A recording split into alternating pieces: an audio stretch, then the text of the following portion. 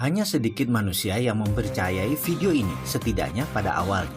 Berani bertaruh, video ini menjawab banyak pertanyaan penting dalam sejarah umat manusia dalam mencari kemakmuran. Untuk sebagian orang, jawaban tersebut akan sangat menggetarkan. Bahkan, tidak ada mirip-miripnya dengan pengetahuan yang telah ada atau yang biasa Anda dengar sebelumnya. Video ini akan mengubah pandangan dan pemahaman Anda yang selama ini Anda dapatkan tentang materi dan kemakmuran. Saat ini, banyak dari kita yang sedang mengalami krisis kemakmuran, krisis kepercayaan, dan tertekan masalah ekonomi. Namun, jika dirunut lebih dalam lagi, semua itu terjadi karena pemahaman akan materialisme yang selama ini dipegang umat manusia bertolak belakang satu dengan yang lainnya. Tapi sesungguhnya, bisakah krisis keuangan dan kesulitan ekonomi itu dihentikan? Saya tahu bahwa Anda juga tahu bahwa jawabannya adalah bisa. Yang menjadi pertanyaan adalah apakah Anda tahu apa yang sebenarnya Anda inginkan? Tontonlah video ini lebih dari sekali. Saya juga mengajak Anda menonton dari awal hingga akhir. Kemudian mengulangnya per bagian. Kemudian buatlah catatan-catatan kecil di beberapa bagian. Ujilah, kebenaran yang sejati adalah kebenaran yang teruji, bukan? Saksikan video ini dengan santai, kemudian ulangi lagi. Anggap saya ada di samping Anda sebagai sahabat yang menemani Anda dan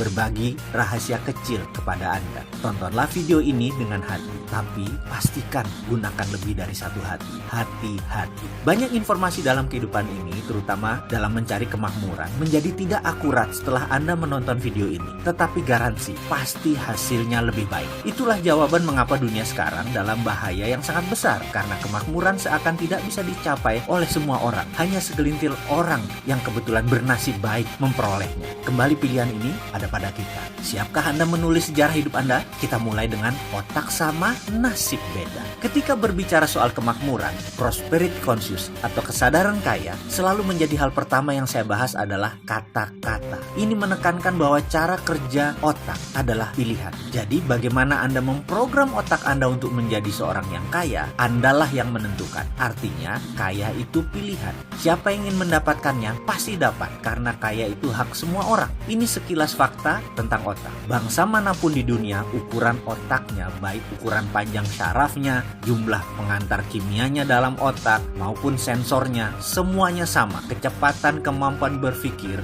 yang oleh sebagian orang disebut IQ, juga tidak berbeda jauh. Intinya kemampuan menyimpan datanya juga sama. Jika manusia diibaratkan komputer, anggap saja otak itu hardware, dan semuanya sama. Lalu, di mana bedanya? Mengapa yang satu lebih sehat dari yang lain? Mengapa yang satu mudah tertawa? Yang lain selalu sengsara? Mengapa yang satu mudah mendapat jodoh? Yang lain selalu sendiri? Mengapa yang satu lebih cepat mendapatkan uang? Yang lain tetap saja miskin? Ada sebuah fakta, jika saya menyebutkan 375 nama orang, kemudian harta tersebut dari mereka digabungkan semua, nilainya sama dengan kekayaan 3 miliar manusia. Ya, 375 orang, kekayaan sama dengan kekayaan 3 miliar manusia. Di antaranya kita sebut Bill Gates, Donald Trump, Warren Buffett, Lakshmi Mittal, Paul Allen, Mark Cuban, Jeff Bezos, Rupert Murdoch, dan saya bisa melanjutkan sampai 375 orang. Orang-orang seperti mereka ini memiliki jumlah kekayaan sama dengan 3 miliar manusia digabungkan. Jadi kesimpulan, otak sama, nasibnya beda. Nasib, ini batu sandungan pertama. Ada sebuah sistem pada manusia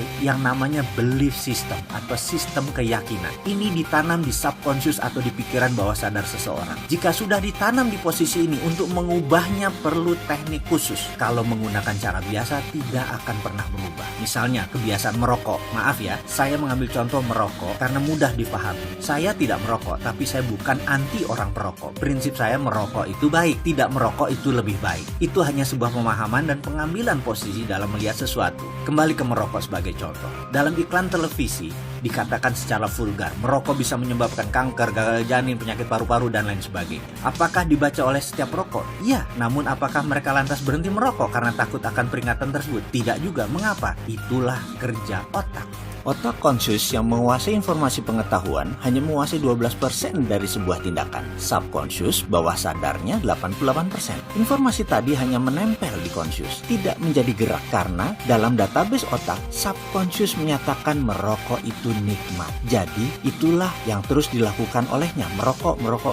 Subconscious lah yang berkuasa, 5 kali lebih kuat dari kekuasaannya conscious. Sekarang kita kembali ke prosperity conscious atau kesadaran kemakmuran atau IQ IQ kaya atau tulang kaya atau balung sugih, apapun itu, bagi Mind Master atau sang pemilik otak ini semacam software. Jadi 375 orang kaya memiliki software ini, sedangkan 3 miliar manusia belum memiliki software ini. Bisa menerima? Masih berat? Masih bertanya, gimana itu nasib? Ya, ini pertanyaan kecil dari kelompok besar. Ini pertanyaan saya pula. Saya mengalami jalan kehidupan yang turun naik seperti gelombang laut selagi badai. Saya pernah memiliki materi berlimpah, tapi 3 tahun kemudian tinggal di rumah kontrakan dan masih menanggung hutang yang besar lagi. Kemudian kembali berlimpah materi, kemudian kembali terpuruk, kembali lagi naik ke atas, lalu berbalik begitu sampai di puncak. Saya sudah mengalami beragam kisah untuk bisa menjadi diri saya sekarang. Ketika itu saya banyak mempertanyakan nasib dan urusan jalan hidup. Hingga akhirnya saya memutuskan untuk belajar dan mencari kemanapun untuk mendapatkan jawaban pertanyaan saya yang terbesar. Nasib itu pemberian Tuhan atau buatan manusia? Itu pertanyaan saya.